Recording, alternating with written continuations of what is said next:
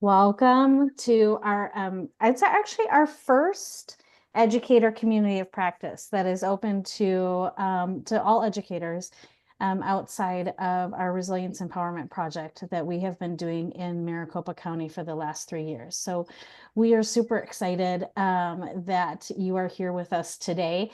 And this community practice is actually, we're going to be utilizing the handout. I had emailed it to you and I'll upload it in the chat in a little bit also.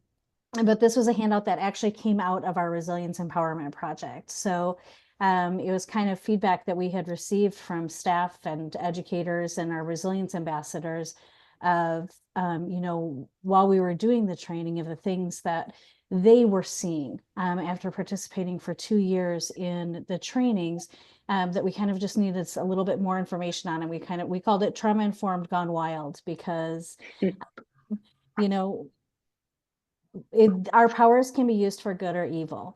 And it really, there was a lot of discussion on how do we implement trauma-informed practices, right?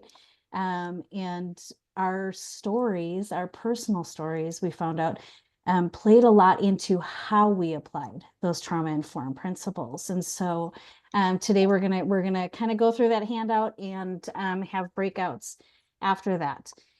But first, for those who don't know me, my name is Angie Burleson. I am the Executive Director for the Arizona ACEs Consortium.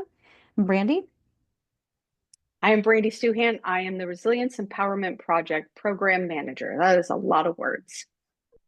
We could just say That's what I'm going to start calling myself from now on. And as you can see, Brandy and I have very casual presenting styles.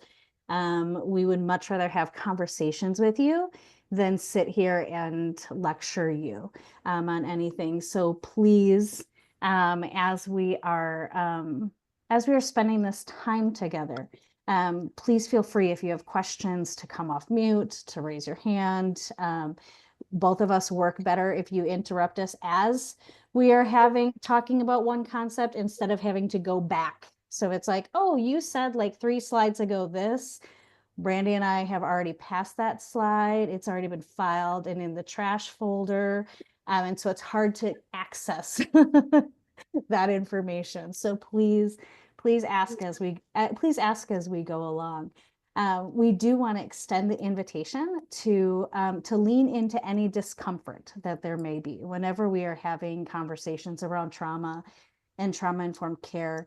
We can't help but bring ourselves to the conversation. And actually, we want to bring ourselves to the conversation, because once we understand the information and how it applies to us, it is at that point we are able to then apply it to our relationships with others. And so we do give you that invitation to lean into the discomfort, but also to take care of yourselves. You all are adults, and this is recorded. If you need to step away for any reason, if you have children in the background, if you have children in the foreground, right, that come to ask a question because they can't get on their video game or whatever that looks like, please feel free to take care of that business. Some group agreements before we get started. Take space, make space. Please feel free to take the space that you need and share your ideas, your thoughts, your opinions. They are all welcome here. But also make sure that we're making space for others to be able to share their thoughts and their opinions as well. Knowing that we are all coming from a different level of understanding. We all have a different life story. We all have different experiences in our life. And we ask you practice curiosity in those times, especially if those opinions and thoughts differ from your own, instead of judgment. We always ask for patience, especially with us as presenters. Most definitely with technology. We know that sometimes it works, sometimes it doesn't, has a mind of its own.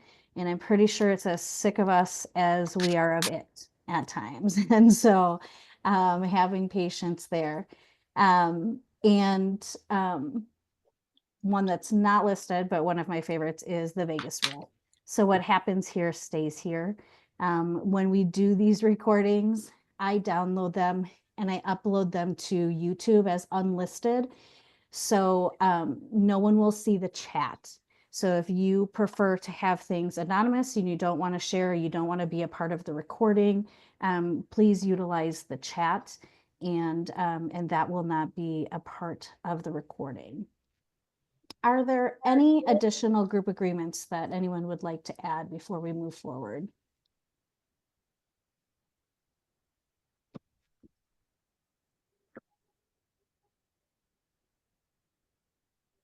Also, Brandy and I are like really comfortable with silence. So I always feel like we need to give a little warning. Not only is Brandy a trained therapist, but we also have children. And so we're really used to just sitting in that silence for that space as we go into the conversation piece. So what today is going to look like is we are going to discuss that handout. I'm going to put it in the chat in a second, or you might have received it in email this morning. We will do a break, and then we will have small group breakouts, just to see, our goal is, how do we implement this information, right? Like, how do we integrate it? What does this look like in action? These are all great concepts, but if we can't figure out how to integrate them, they just kind of stay there. And so that's kind of our goal today. Does anybody have any questions before we get started?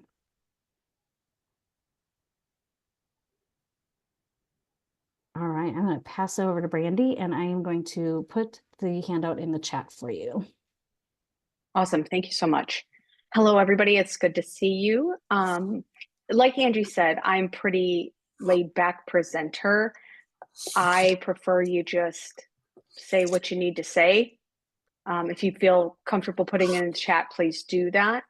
As we go through each of these 8 principles that we're going to talk about, right after I say it, the first thing I really actually want to know from you is, what is your first response? What is the first thing that comes to your mind, kind of your gut instinct, right? So when we talk about being trauma informed and the responsibility of it, we have to be really clear that understanding somebody's trauma, history of adversity, their painful past learning is important in building connection and relationship. But so oftentimes people misunderstand that. If I understand that somebody has gone through these terrible adversities and they've lived through all of this horrible stuff, that when they act in a super hurtful or abusive manner, then I'm supposed to give them a free pass, almost like explains it away, right? For their behavior. And that's absolutely not true. That's not what we do when we're trauma informed. People are always responsible for their actions, right? And we know that a lot of times it's their adversity or their history of trauma that's contributing to this behavior, right?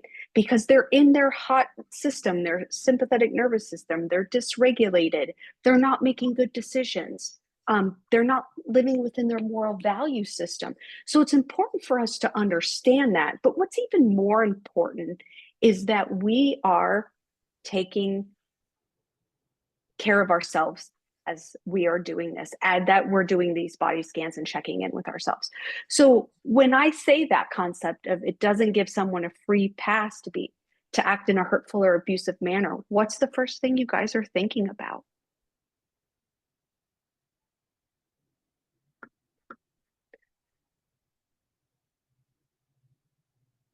So trauma, so first thought was, yes, trauma can understand why it's more difficult. Yep, it's absolutely true. Thank you.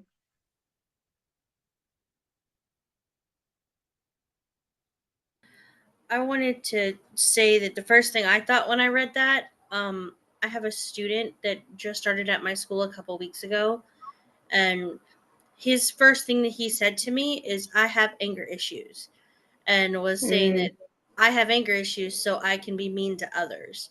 And that's one of the things we've been working on. He's only in second grade, and I can tell he's heard this many times. So we talked about, we can get angry, but we still have to take responsibility for our actions. So those are the things that we're working on with him. But this very much reminded me of that, because in his mind, I have anger issues means I can be mean to others, and it's okay because I have anger issues. But we say, if we know we have that, then we have to work to make other choices and work on ourselves. But that's not an excuse to be mean to others. So that's one of the first things when I read that. I'm like, this is this friend. Yeah, absolutely. So I feel like so oftentimes we do that. I've seen it through therapy a lot of times, like people get diagnosis and then that's their, like this, well, I'm just this because I'm whatever my diagnosis is, that's why I do this. And we want to acknowledge people for who they are. And the child might get angered easily, but what do we know about getting angered easily? I mean, other than I do it, but just, I'm kidding. By the way, I have kind of some warped sense of humor. It's how I cope. But like, what do we know about people who get angry super easy? By the way, anytime I ever ask a question, it's always open for an answer or debate. They become politicians. That's always an option. But if somebody is easily angered, then we know that their threat response system is kind of always on. They're constantly scanning the environment. They probably have a long history of trauma and adversity, and they're just constantly scanning the environment because that's what their brain is doing to save them from themselves, right? To save themselves from whatever they perceive as coming. And so when we talk about responsibility, it first and foremost, when we see these behaviors or see people reacting in these hurtful ways, it's that we regulate ourselves and that we can engage them to help co-regulate them. Now, we can't correct somebody or try to kind of guide somebody into a new direction until they have settled down a little bit, until they've calmed their body down. And then I can go back and talk about what happened once they're in the part of their brain that can hear what I have to say.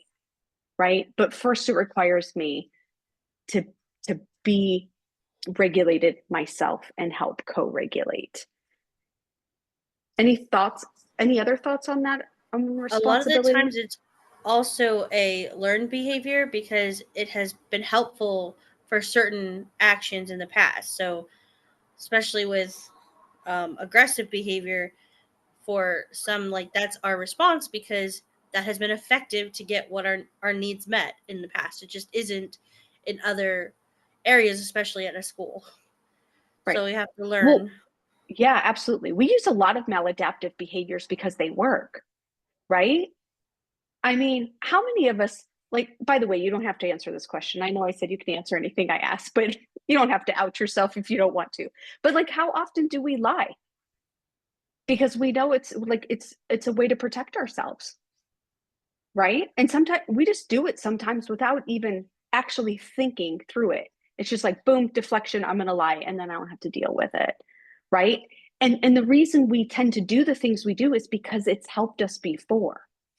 And especially children, if they find something that keeps space and creates space, because that's what they're doing, is trying to create space from the connection, because they're trying to protect themselves. And if they find that lying works, they're going to use it all the time. They're going to play that note probably as much as they possibly can. So thank you for bringing that up, Rebecca. I appreciate that. Any other comments on responsibility? I can't hear you. Uh-oh. Oh, there you are. Now I can. Okay. Yes. So also what I was thinking about this, because my daughter gets a little bit of this, so it takes right into like consequences, right, that are appropriate. So this makes me also believe that, like, for us, this helps us also understand what kind of consequences are needed. You're still responsible for your actions. However, when we just give consequences that are punishment almost, that's not going to help this child succeed if we don't have any follow-ups. So like, even like sometimes my daughter does certain things age appropriate, not trauma related. But if they just give her, consequence of not able to be outside in recess or something, it's really not going to help that child with some of the skills that they need.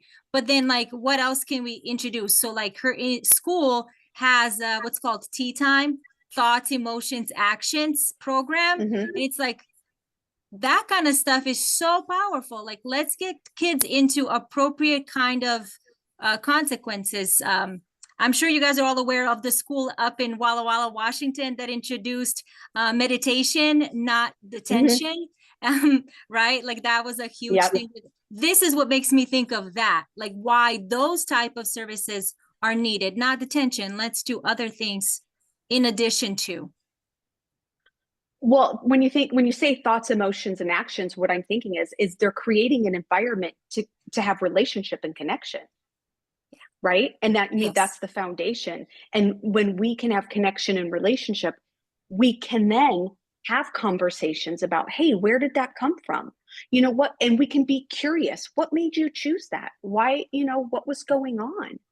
So by the way, I always talk about my own kids. They know it. So, I have a 13-year-old who is grounded from some electronics right now.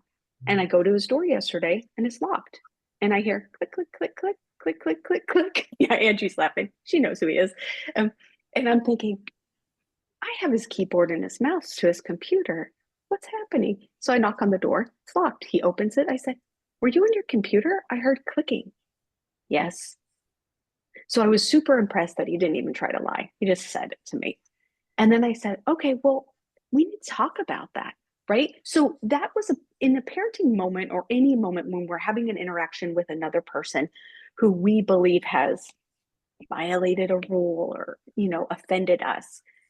Like, in that moment, it was my responsibility. And this isn't just from a parent-child. It's that, hey, let's talk about what's going on and why did you do this? And so we did. And we had literally a 5-minute conversation. Nobody got mad. Nobody raised their voice. And then I just said, okay, well, now I need all your stuff. And because, I trusted you to make the right choice. And it seems like you're having a hard time doing that. And so I need to have this stuff with me. And we revisited why you're on restriction to begin with. And so it was very relational. So it didn't have to get heated and you're mad at me and all of this. And that's way more powerful. And it creates a lot less fear and connection. So I love the thoughts, emotions, and actions. So Sergio, if a little one has been validated in their trauma and now using said trauma as a deflection, how do we get them to buy in on responsibility? Thinking about how we may not be able to address the underlying source of the trauma, also known as the adults around me are not responsible. Why do I need to be? Well, I think that's a really good question. And I think it really is dependent on every single child and their situation. I have a really difficult time giving blanket answers.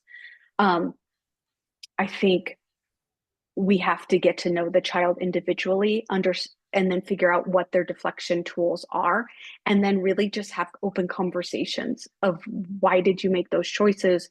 What were you hoping? What were you hoping to accomplish? What did you want it to be? A lot of times when I'm talking to kids with questions like that, I get a lot of I don't knows, right?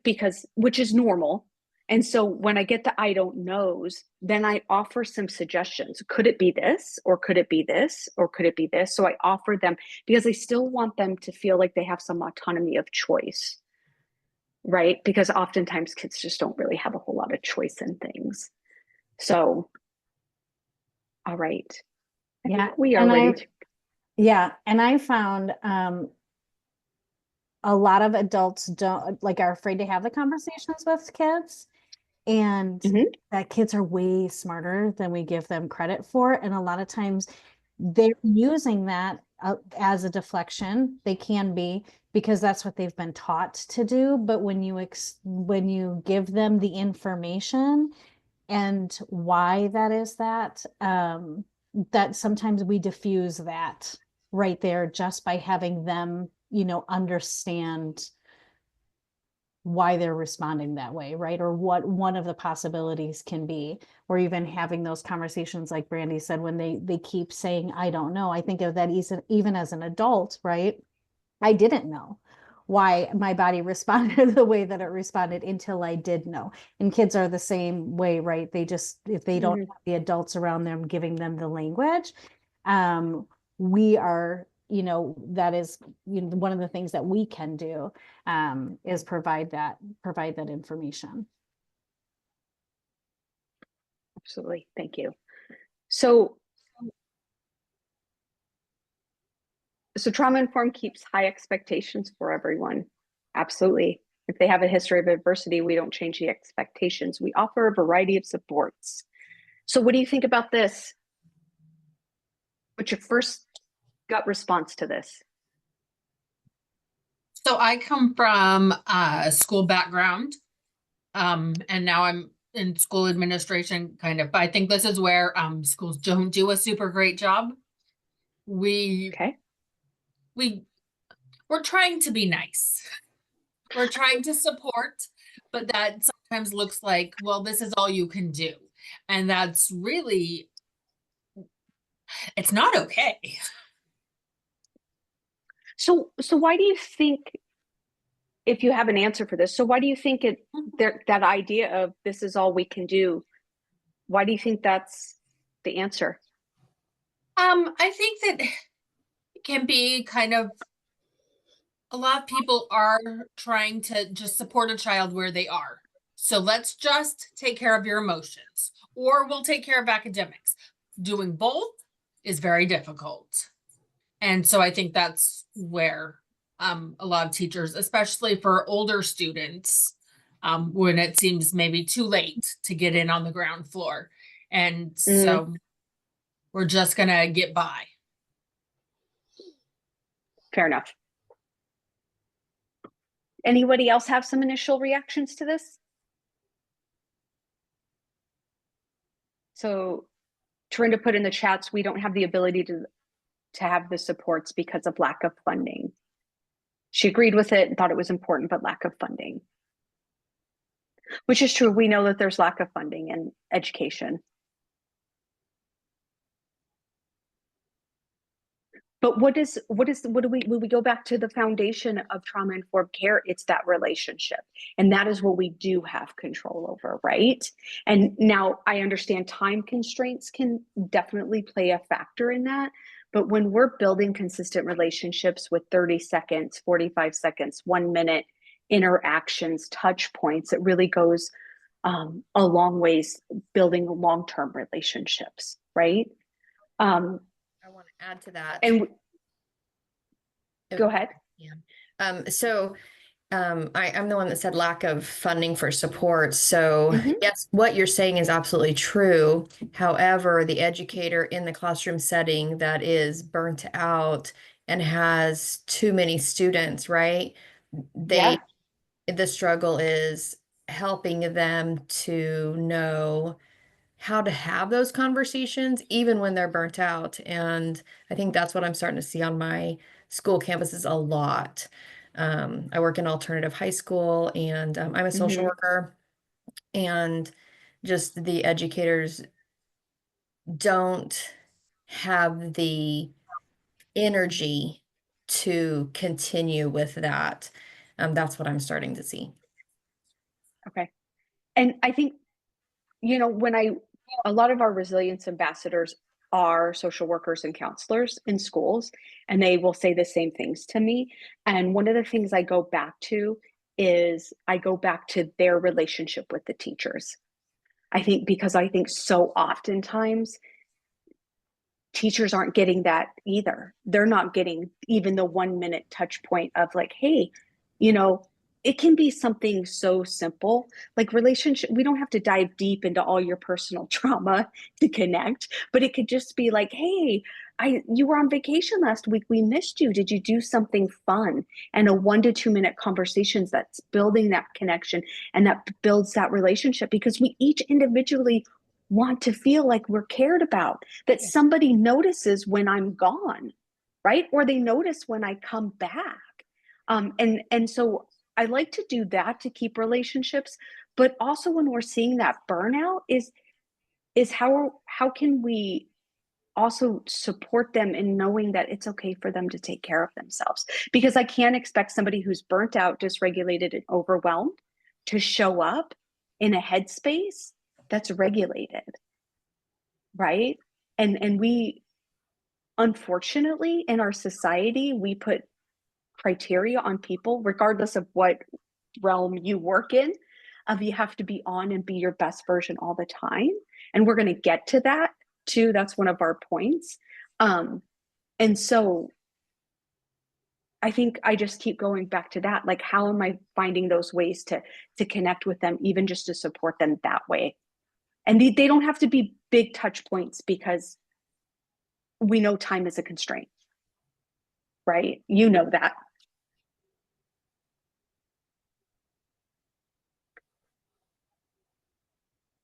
Oh, so you asked so much what they're doing for self-care. You know what I have found is a lot of people don't like that term. They're tired of hearing it. Really, in fact, it almost irritates them. Not in my world. They're like, I'm so glad Oh, you good. asked. And when they tell me something like a pedicure, I'm doing something this weekend, I'm like, I'm sorry, I meant, what are you doing every day? What's your 5 minutes of self-care you chose today? So yeah. Awesome. Well, I'm glad your team likes it. I've been starting to say, how have you been compassionate and kind to yourself? And that seems to be received a little bit different. And so when I talk about expectations and supporting people, it's also this concept of equality versus equity. We have to remember, obviously, we give everybody the same opportunities, but some people need different things. So that's where equity comes in. And maybe I need to find that 5 minutes for this student, where another student may only need that 1 or 2 minutes. And we've got to find just those small nuanced things, because I think so oftentimes we think big picture, I have to have this and this and this and all these supports. But I think when we're talking about our sphere of influence and what we can actually do, it's just those touch points of building connection and relationships. And how can I support you in just even small doses to give you what you need? Any other comments on expectations?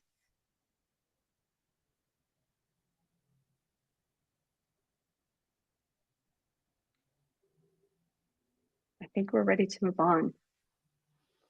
This is my favorite one. I'm not going to lie to you. We believe that everyone is doing their best at any given time. What's your gut instinct say when you read that?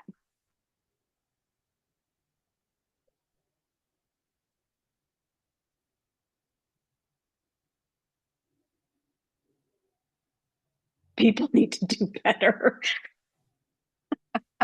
I was doing an after school club once, and a parent didn't pick up their child hours and hours and hours. And the principal finally said that she would wait. And she said, you have to remember that every parent loves their kid. They don't know what they're doing half the time, but every parent is actually trying to love their child and take care of them. And I've thought of that for, I don't know, 20 years, because that was not always my first impression. But I think it's really true. Some days I'm a hot mess, and I'm glad that no one is taking my kids away, because they see that I'm not dressed at school pickup or. Right. Absolutely. And we all have different windows of tolerance on any given day, right? Like, some mornings I wake up and I'm like ready to knock it out of the park. I'm on my A game. I'm the best version of me. And then other days, if I just peek my head out of the covers, that's the best I got. And I just need you to accept me for that, you know? And it's, I think so oftentimes is, we, especially with kids too, I think so. And I used to teach junior high, by the way. I want to put that caveat out there. So I'm one of those people who, I love junior high kids. And I would have kids come in and they would have great days, and then some days they would have terrible days. And it really is just, I'm the same way, right? There are days when I'm really great at what I'm doing, and then there are days when I show up and I'm just like, you know what? I'm not here, like, I can't really do this today. I don't have the emotional capacity. And I don't think we teach the humanity in that. And then not only that, but when we can see that in ourselves, right? Because we talked about earlier in our agreements is judgment. And it's really about being kind of ourselves and understanding where my window of tolerance is every day, right? I think most days I wake up and I do a percentage, like what percentage am I at today? What do I have to give? You know? And so it, as much as I can, I try to adjust to the percentage that I have to give. So yes, Sergio, not everybody is performing at their optimal speed, but they're giving their best. So I appreciate the grace when people give me that. Yeah, I think this slide also, you know, this concept also applies to, you know, one of our group agreements. And what we were talking about at the beginning is that we all come from a different story and we all have a different knowledge level coming in. And there are concepts I think that we feel that everybody should just know, that it's common sense, or that of course you learn that within your family, but you know, there's a lot of times that's not the case, right? That information is not being given. Example, my 20, she's 24, and then my son is 13. So we were we were driving, this was just a couple months ago, and she just got out of a DV relationship, and so obviously relationships wasn't the best of one, right? And he's talking about how he knows all of these things, and you know he'll never, you know, follow it. And she's like, yeah, you'd be surprised, right? And he's like, yeah, but I have a really good family. She's like, yeah, and so did I. She's like, but I didn't know half of the things that you knew, right? Because I didn't, as a parent, have the language when I was parenting my older kids that I have now with my 13-year-old. And it's actually quite amazing to me, because although they've all been raised by me, his language now, where he's at 13, is literally the language that some of my older kids didn't get to until, well, they're still working on them.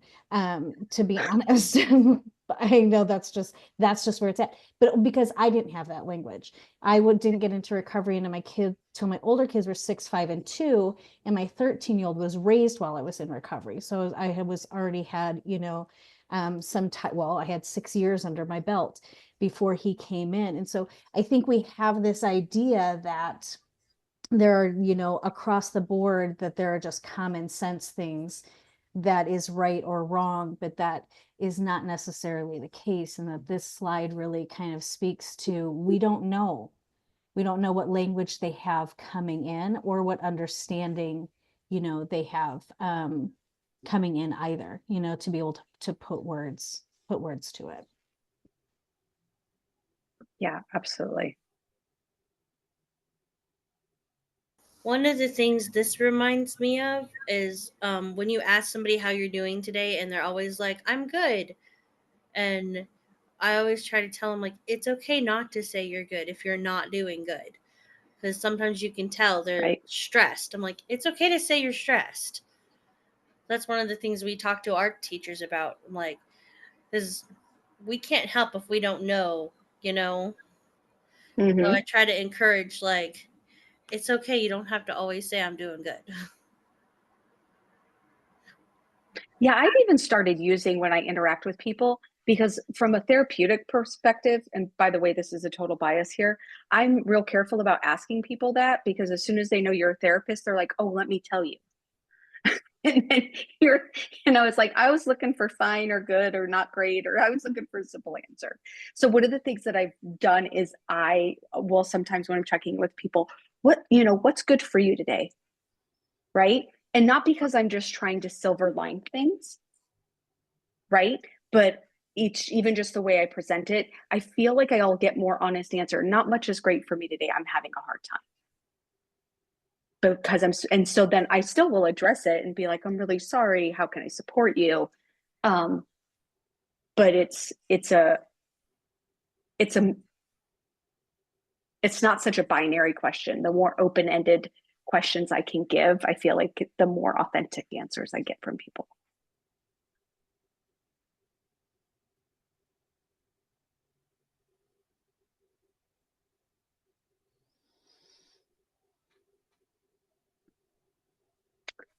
All right.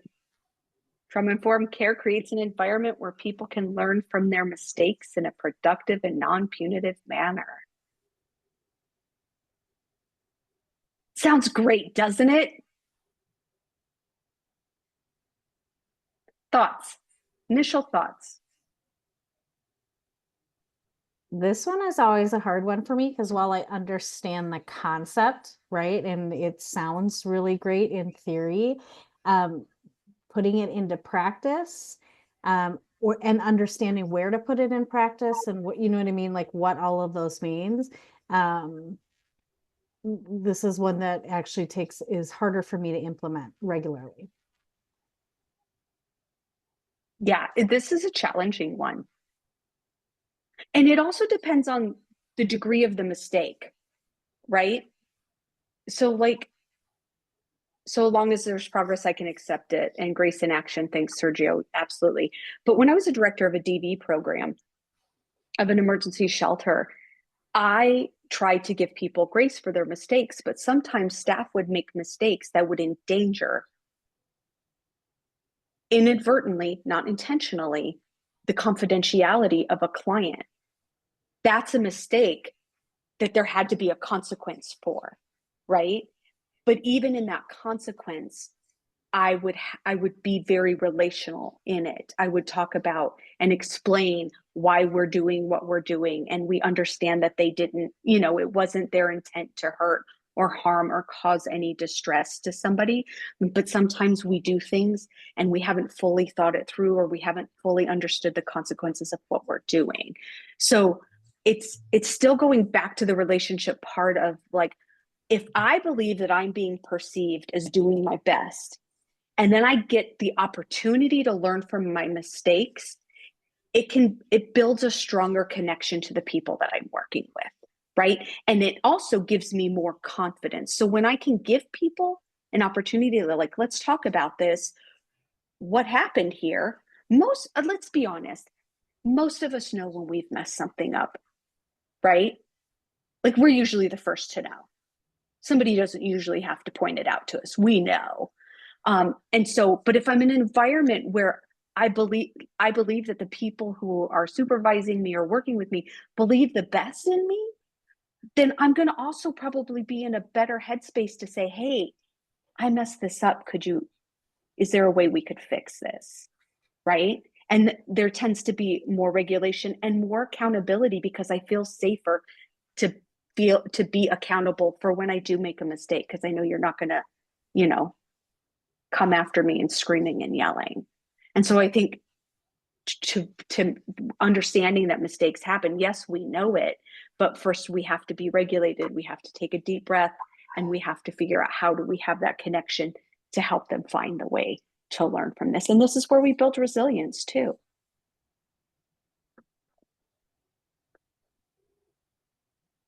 Any other comments?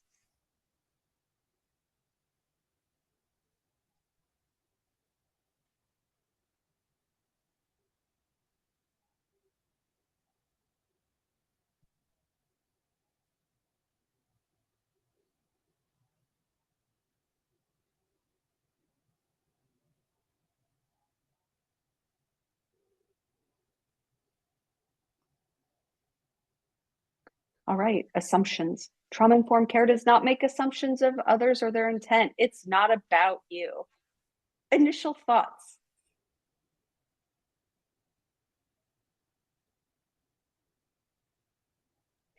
Facts. Absolutely. I mean, basically, I feel like that's all the therapy I've ever had in life. You just focusing on what you can control and what you know, and not speculating and not, I mean, I have a lot of assumptions about other people's intent towards me. It's not very healthy, and it's almost never right. But a lot of students, especially young people, assume that people think, whether because of where they come from or what they know about their family, that they do think there's perceptions about them, which might be true, but to help them focus not on that and help you as the educator focus not on that. Right. Well, and let's be honest, some of the assumptions that we do make is because of our painful past learning. We may have experienced this before, right? And so it's easy, if I've experienced it before and I see this is coming again, it looks the same to me, I might start making those same assumptions because it's happened before. So that's where that self-regulation piece, that I take a deep breath and take a second, you know, to be able to really kind of evaluate and be curious and ask questions, right? Because if you notice that the behavior of other people is really agitating you, it's important that we take that time to self-reflect when we can, to figure out where that's coming from, right? Because most of the time it's our painful past learning. And I tell people this all the time. I grew up with a father that was super condescending to me, right? He would make comments like, what about this? Do you not understand? What don't you get? Are you dumb? Are you stupid? For the record, I'm not dumb or stupid. So, but that's how he talked to me. And so at 40 years old, I'm sitting in front of my supervisor and she made a comment that was similar to a comment that my dad would make. And I immediately had this huge reaction. Like I just wanted to storm out of her office and kick down the door. And I just had to take a deep breath. And thankfully I couldn't deal with it in the moment because it was too overwhelming. I said, hey, I need to, which thankfully I had another meeting to get to, but she knew that it was dysregulating and called me a few hours later and was like, hey, you had a really big reaction in there. What's happening? And it took me a while to kind of put a concept to it, like, oh, that's what it was, right? Because when it happened, I couldn't pinpoint it immediately, but I knew it was a big reaction, and I knew I needed to like try to regulate myself and figure out what was going on. Because the first thing that popped into my head is, who do you think you are, right? Because our painful past learning will come up and we will make it about us. And we were able to have a conversation later and she's like, oh no, I'm so sorry. No, that's not what I meant. I meant it this way. I'm sorry it came out that way. And so but immediately it was about how I wasn't good enough or smart enough, because that's what my painful past history was. And that's the first thing that will come up. So I know for me, anytime I hear condescension in someone's voice, it's going to act like it's a trigger for me. I know that it's an activator. And so I take that minute to kind of try to give myself a second, because I know I have a history of that. So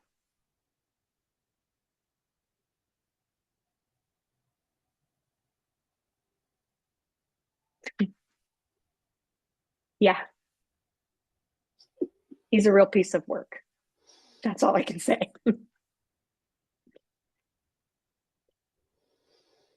Any other ideas on assumptions?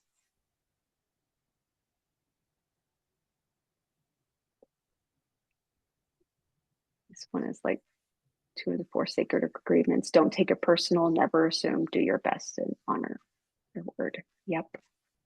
It's real hard to not take things personal sometimes though, isn't it? Right? So that's where that self-regulation piece is, so that I can keep my brain online, ask some good questions so I can really figure out what's going on. Yeah, and I think when we can understand that it's not about us, it's not all about us.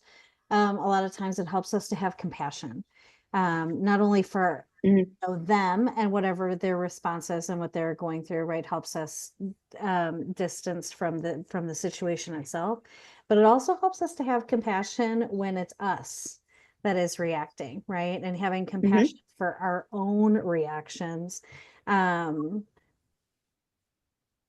Just in that kind of understanding, we're able to see it a little bit more objectively.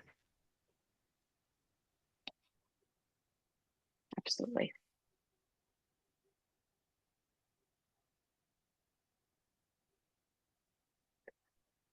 All right, experience.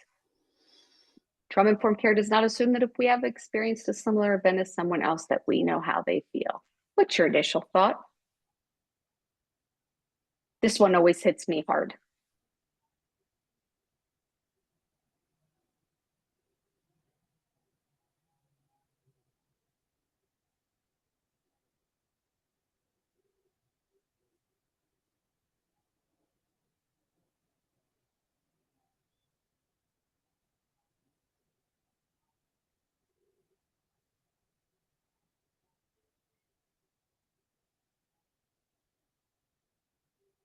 So there's a few of you in here who know me and who've interacted with me several times.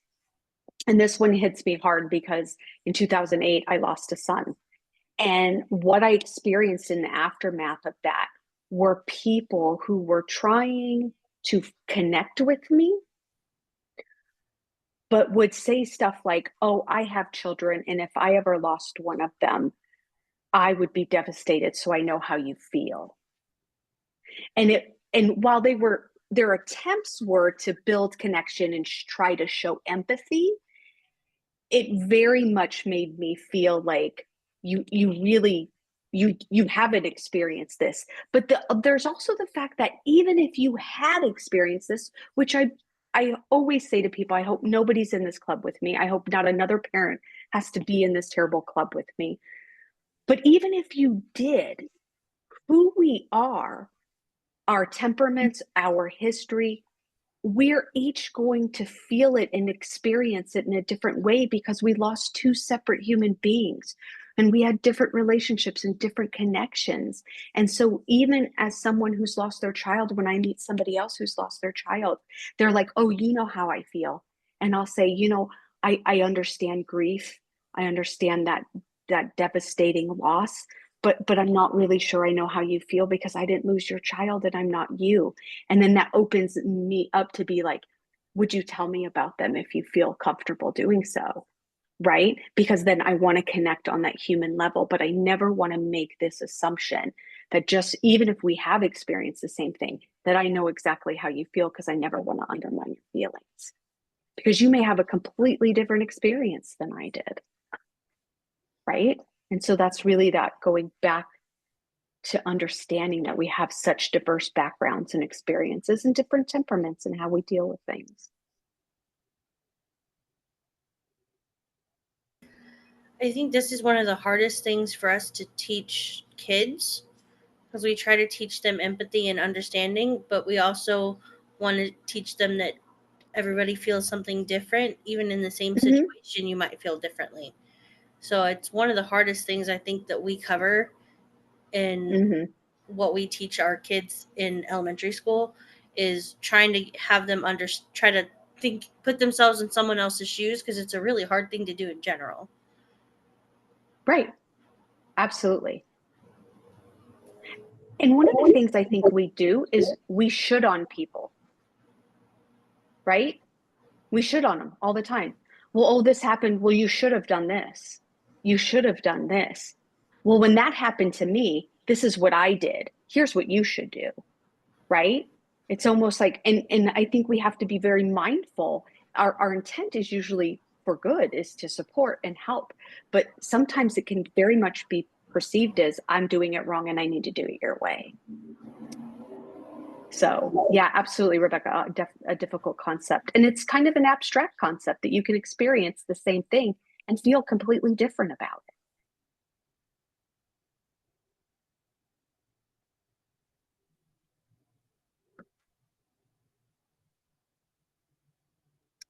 I actually did not mean to do that. I meant to unmute myself. The reason this was actually in our handout is because what we have experienced, what we have heard feedback wise from staff and administrators is when we were training on trauma-informed care principles, that there were two distinct camps that some people fell into. And they fell into, well, I have experienced this, and so I know exactly how you feel. And so you just need to pull yourself up in the bootstraps. You can make it through because I made it through. And that's how I know that you can make it through. And then we had the other camp of, well, I've experienced this and it was absolutely horrible and I did not have any support around me. And so I want to make sure that I am the most support around you. And all of the other trauma-informed care principles fell to the wayside, right? There wasn't that accountability anymore. There wasn't that responsibility, right? That personal responsibility that we talked about in the just building that trust and having consistency was different, right? Because that was what we have heard and what we have found is that that we are responding to the way of what either we did receive or we didn't receive, right? Which is us, and how we're working. And so having that as one of these principles was really important, because we do preach empathy, right? And we do want to be empathetic. We're in a helping profession. We're not here making millions of dollars, right? We're here because we care, and we want to make this world a better place. Empathy tends to be one of our defaults, but understanding that when we're putting relationships and connection first, that it's not always beneficial to, impose all of our thoughts, ideas on someone else at the same time, right? And that we do all have experienced it differently, even if it's the exact same event. And understanding how, trauma is the experience of the event and how that happened, how that responds in your body responds to that, rather than the event itself.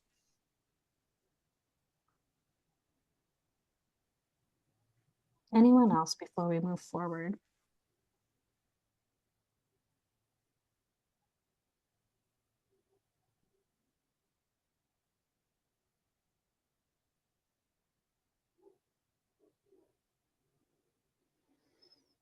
All right, initial thoughts on this one.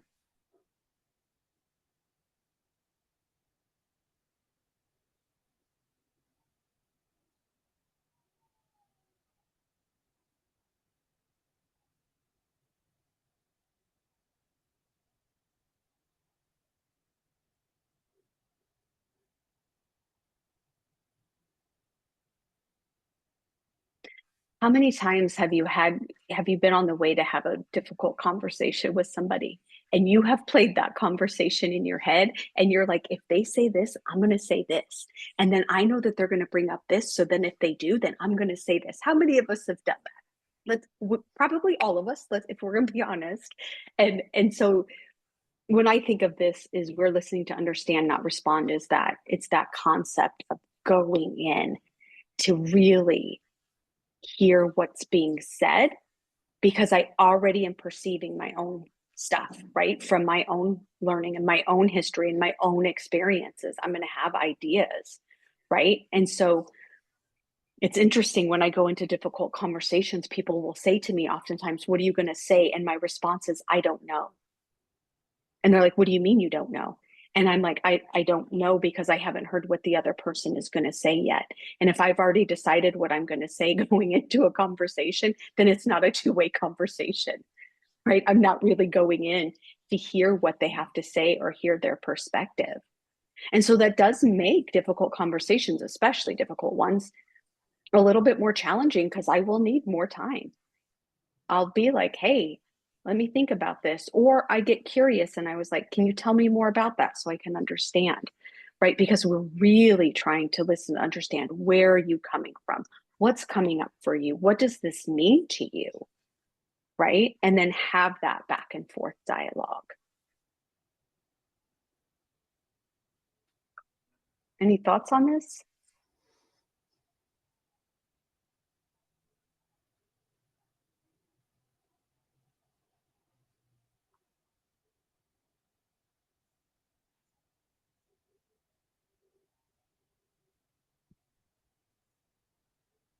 All right.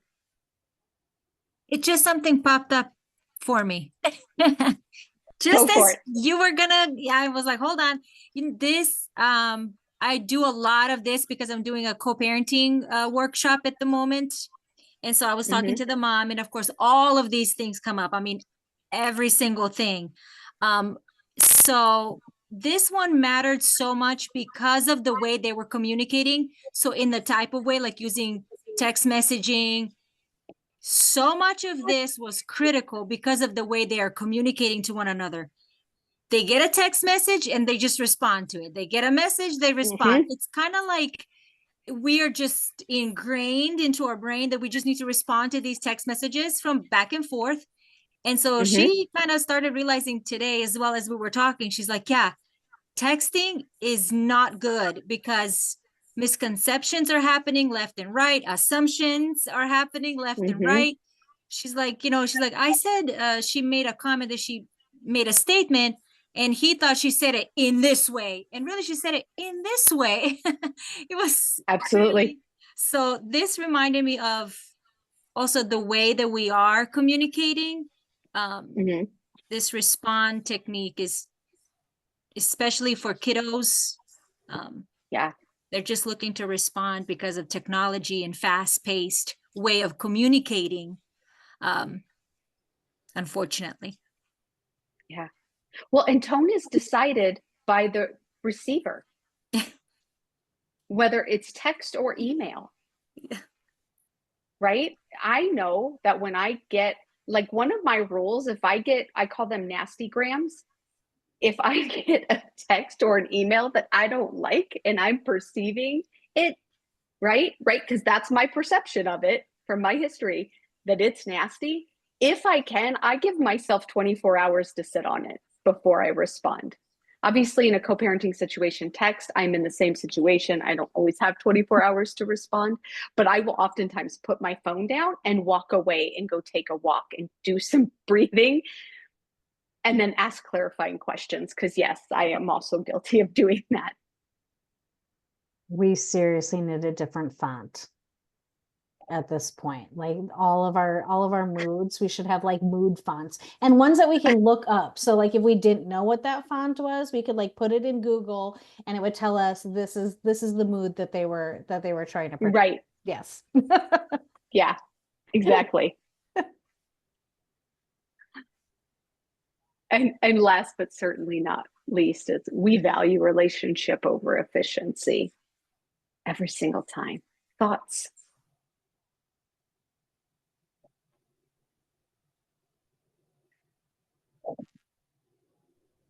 Honestly, I think it kind of this one actually speaks into what we were just speaking about too, right? Even taking that moment when we perceive something, right? Like even though we may be just taking a moment because we're not sure how we perceived it correctly, but it's because we actually value relationship, right? Over that efficiency or the expediency of it. And it might not even be relationship with the other person. It may just be Mhm. relationship with ourself, right? But Yes. that is the reason we're taking that moment, because we know that it can be well disastrous for us if we don't.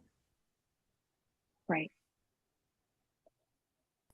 This is a hard thing to talk about in the school setting because a lot of the times they're like, you have to do math, you have to do reading, you can't take time to do certain things. And it's hard because if you don't take that time, then it affects the rest of the time. So it causes a Mhm. lot of problems.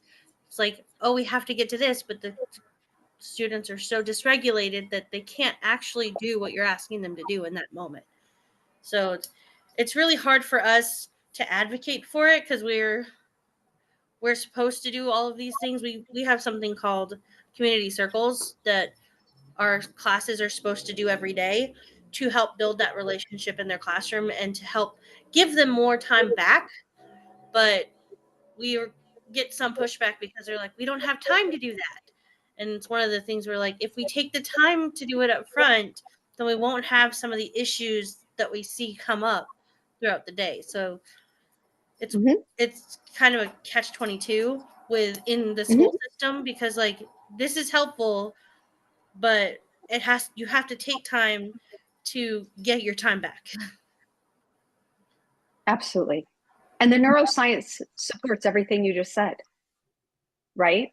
So this isn't just like opinions. This is neurobiologically, when we build that connection and relationship and somebody is in a calmer, a child is in a calmer, regulated state, they need less time to learn. Yeah, They can learn the information in a shorter time. exactly. Relationship actually makes it more efficient. It's that framing, right? Of how when we, it's kind of like asking my kid to do something right this second when it's not going to happen. And then it just escalates. Where if I could have just taken that minute to give him his space of what he needed to do, not too long, because that boy will take as much time as you give him plus more, add an additional 15 minutes.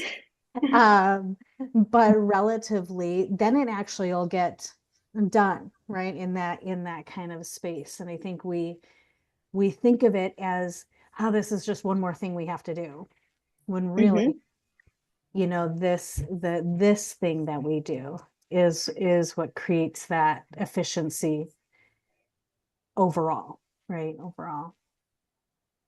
Well, and we have to be careful too, because I think we're so ingrained to be efficient. It's kind of how we're taught and trained. It's how we're educated. You got to be efficient. And it's very easy to fall into that and make it so much of a belief system that when somebody comes in and values relationship over efficiency, we can sometimes have some derogatory thoughts about them. Well, they're touchy-feely. They just want to hug everything out, right? Because these are things I've heard. And I'm like, well, and hear me out, what if we just spent time like talking about this for a couple minutes and helping people settle down and get in their regulated body and brain? Then they can do the work. And this is not just children, this is in any area. I'm currently doing a mediation with 2 managers in a different county who have had a beef with each other for 10 years. 10 years they've been doing this. And I sat down with the first meeting with them several weeks ago, and we got probably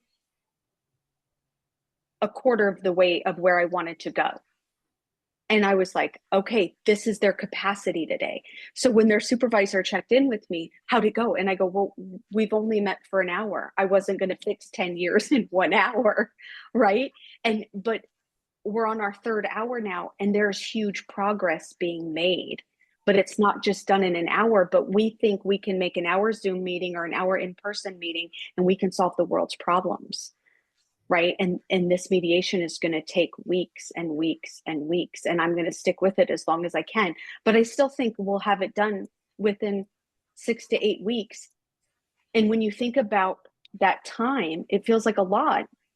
Maybe we spend 6 to 8 hours. But when you think of the term of 10 years, 6 to 8 hours is just not that much to resolve a 10-year beef, right? And it's focusing on the relationship and the dysregulation. And if they get too dysregulated, we wrap up the session and we go take care of ourselves. So relationship over efficiency every time. And yes, it is difficult. There's no doubt about that. Any additional thoughts?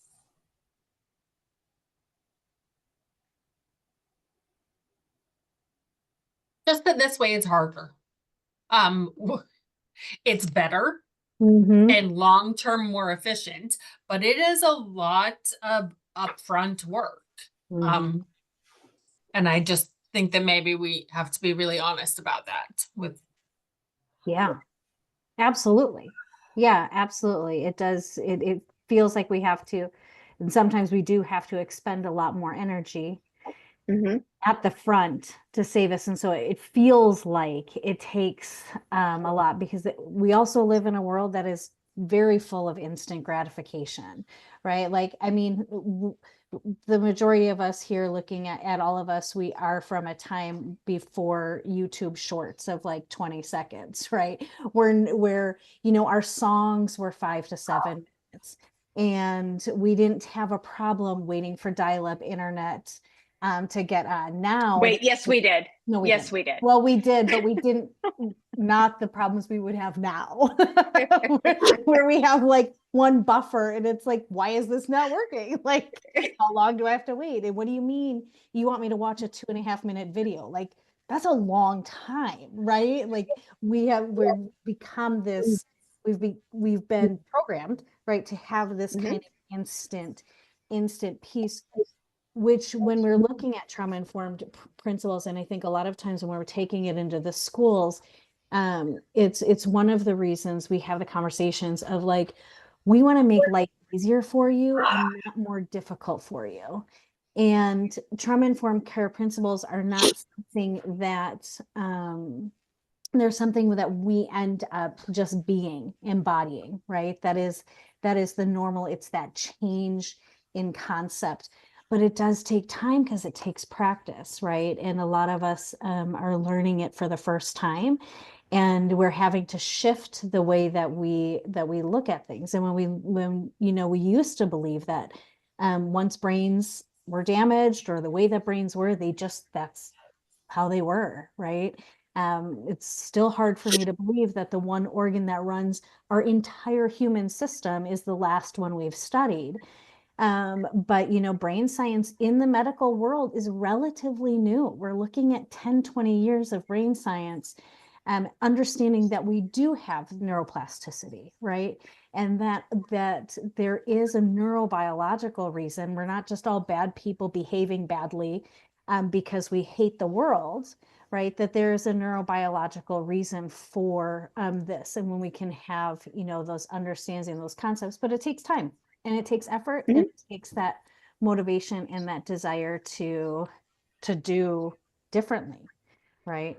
And yeah, we understand, and we're not perfect in it, and it is always progress. And no matter how long you are doing it, we still, we're still working on it every day. I work on it. It's not even daily. Half the time it's like every hour, or something, but even just understanding how my own system works, has been a 20-year journey. And, I love that you all are committed to even just having these conversations and what it looks like. So we'd like to just put you into small groups for about 20 minutes, to kind of take these concepts and really talk about, okay, so we have these concepts, like, what does this look like? Where have we experienced it personally? And how would you create that connection with someone else through your experience? So really, like, what are these conversations that we're having? Tatiana, or hold on one second. I want to make sure that we get these set up so they're even. Okay, there we go. We will come back. Well, let's do like 18. We will come back at 5:30. Sure. And like normal, breakout rooms happen and we drop, which I get.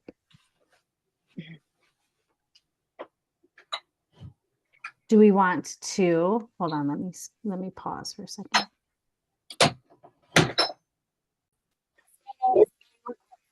Okay.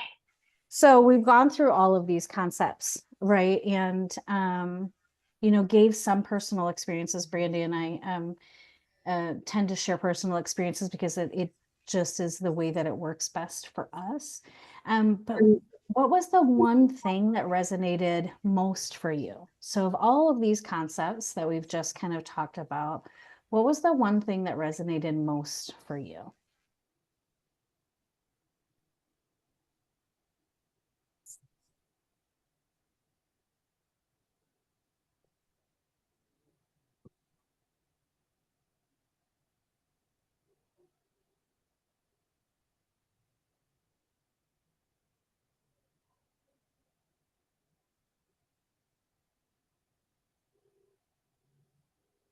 So for me, I don't know that it's any specific concept that is higher than the other, but I felt like there's always definitely a theme across the board, and it's the building of the relationship. That seems to be so important in order to even have that space to create growth, to be able to have conversations about the responsibilities of actions. Any of that is not going to take place unless we truly have trust built within those relationships. And I think that that's important to kind of remind myself when I am working with individuals in the community, because again, that concept of time, right? We're so restricted on resources, on time, all of that is fair to say. But even all of that is no comparison to the power of your time, of you being present for individuals that you're working with, whether it's an adult or a child. Again, I find that sometimes, and I do find that, like, even if I don't have a resource that's going to work for them, and it's just like, I know I cannot fix it for you. I know you have rent and I can't help you with the rent, but just having that space of safety and trust, and just knowing like, I'm here. I might not understand, but I can empathize that this is difficult, right? I find that that in itself is a resource healing in itself. So relationships, we need to build relationships, connections. Preach it. It is Brandy's over and over and over again. Relationship, relationship, relationship, relationship. Brandy, I heard you. Well, and you know what's so interesting, as I was just thinking, you know, when we talk about relationship over efficiency, our efficiency mindset comes from living in such a fast-paced world, and our bodies are dysregulated more often than we realize because we're being pushed constantly. Be more efficient, get more done, be more efficient, get more done. So when we're doing that and we're living in a body that's dysregulated and we're not in our prefrontal cortex completely because we're just functioning under almost an emergency system. Like, when you're doing that, it's harder to have relationships because you just feel that. So that's where the intentionality has to come in, and that is hard. Like, we have to take a deep breath and calm our body because we have the whole world around us going, go faster, do this, now do this, we do this, and then do this, and do this. And then we're like, and then if we don't, then we feel like we're not like living up to it. We're not good enough. And when we just take a moment and just step back and be like, I just need to breathe and get my bearings, right? And really, first and foremost, for ourselves, so we can have better health long term because our bodies are not so stressed and overwhelmed all the time, right? So first and foremost, to take care of ourselves, and then absolutely to build those relationships to help take care of other people, because that's what we want to do anyways. Yeah, and I even posit that it's just the relationship with ourselves, right? To be able to do it. Like, we do live in a culture that, like, to say, oh, I've been so busy and I've been so stressed is actually like a badge of honor, when it should not be, right? It's one of the hardest lessons I have had to learn in my life. My husband, thankfully, constantly reminds me, but now he knows how to do it. Do you want to go get ice cream?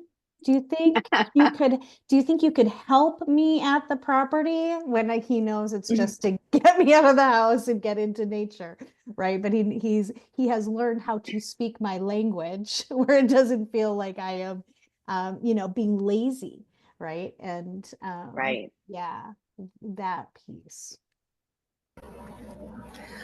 One of the things that I have been thinking about, I don't know if you guys, have used this resource before, but in one of my old schools that I used to work at before I was a counselor, the counselor that was there, she used the 7 habits of healthy people and the 7 habits of healthy children. And the one that always stuck out to me the most that I use is sharpen the saw. So I don't know if you know what that is, but it's a story about a person who is trying to cut down a tree, and they're cutting and they're cutting and they can't really get it. And they're talking about how you have to take time to sharpen the saw to make it easier for Brilliant. you to be able to cut down the tree. Like, you can keep doing it all you want with that dull saw, but it's not going to work until you take the time that you need to take care of your tools. And that's one of the things that it kind of has always stuck with me, because I'll even say it to myself, like, I have to sharpen my saw. I'm not in the right spot to do what I need to do. And I'll give that same analogy to others and talk to them about, like, do you think you have your tools are ready for you to do what you need to do? And if they're not, how do we get you there? So that's one of the things that, like, I've been thinking about, because a lot of the different things, self-care and building relationships, and the last one that you had on here, like, all of those relate to it. And that's the one that always has inspired me the most. Like, I remind myself all the time, sharpen your saw. I love that. That's great. And you're your greatest tool. You and how you show up is your greatest tool. You want to take care of your greatest tool. Because there's 2 counselors at my school, and a lot of the kids, we've had a lot of kids coming in and out at the middle of the year. We've had a lot of new kids coming with a lot of different things. And there was one day last week, I think, that I had an accident in the morning before I got to school, so it made me have to miss school. And the other counselor apparently came down with a stomach bug on the same day, and we were both out on the same day.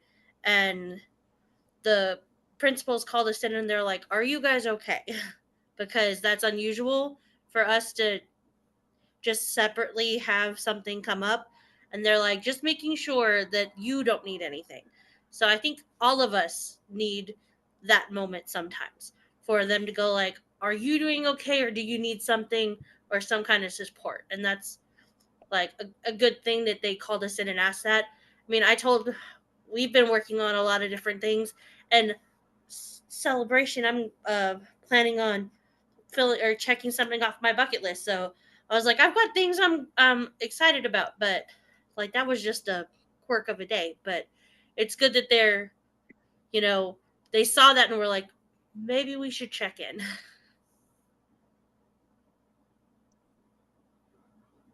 Absolutely. I love that.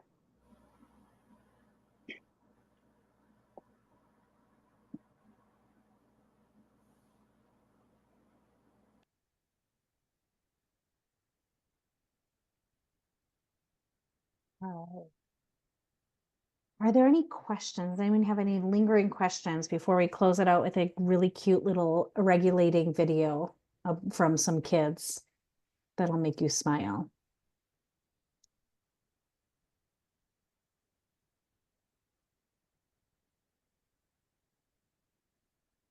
All right, I'm going to go on mute just so my kids don't come in and talk through it.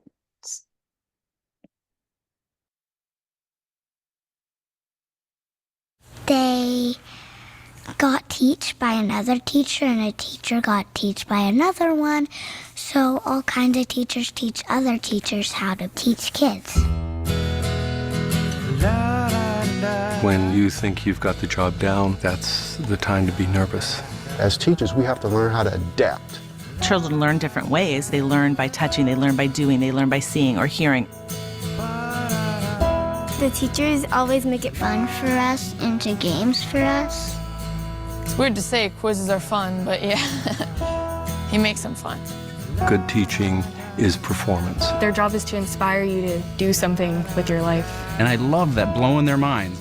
The goal is to make them better for whatever that's worth. And that's the biggest reward ever. It's really cool. You touch one child's life, I mean, that's everything. It's everything.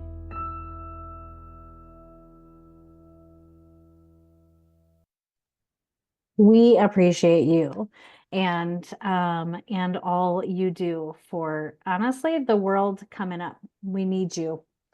We need you all. And Brandy and I are still in public school ourselves with our children. We've got some of them out, but we know how difficult it is. And all of the things on your plate. And we appreciate that. Not only that you continue doing the best that you can every single day, but that you also come and join us for some of these extra times too. If you ever have any questions, please reach out to us. And we really hope you take some time for yourself today before you call it a night. Thank you. Thank you, everybody. Thank you. Thank you, ladies. Thank you, Angie. It was good to see you. Hi, Tatiana. It was nice seeing you. Have a good evening. You too.